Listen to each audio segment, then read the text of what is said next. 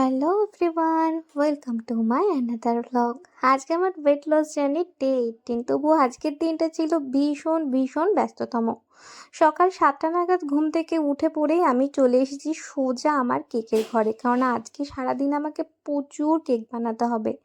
আর আমার স্টুডেন্ট আসার আগেই আমি বসে পড়েছিলাম কেক বানাতে, তো কেকের কমপ্লিট করে নিয়ে আমি সোজা বসে পড়লাম পড়াতে।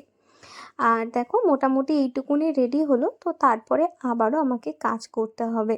তো এর মাঝে খাওয়া দাওয়া সব করে নিয়েছিলাম, আর এখন 11টা বাজে। এখন আবার কিছু কেকের অর্ডার আসলো, সেগুলোই আমি এখানে রেডি করে নিলাম। তো মোটামুটি এখন 12:30 1টা নাগাদ বাজে। আমি স্নান করতে চলে গেলাম, আর তার আগে এতগুলো কেক রেডি করে নিলাম।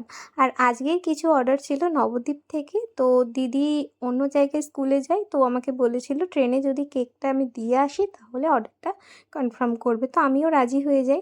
এখানে দুপুর 1:30 নাগাদ একটা ট্রেনে আমাকে তুলে দিতে হতো। আর বুঝতেই পারছো এই কাঠফাটা গরমে দুপুরবেলা স্টেশন যাওয়া বাড়ির থেকে হেঁটে হেঁটে মানে ঠিক কতটা হেডেক্সের একটা ব্যাপার। যাই হোক, তো কেকটা দিয়ে এসে আমি আমার দুপুরের লাঞ্চটা সেরে নিলাম। আর এখানে সবটাই আমি সিদ্ধ রেখেছিলাম।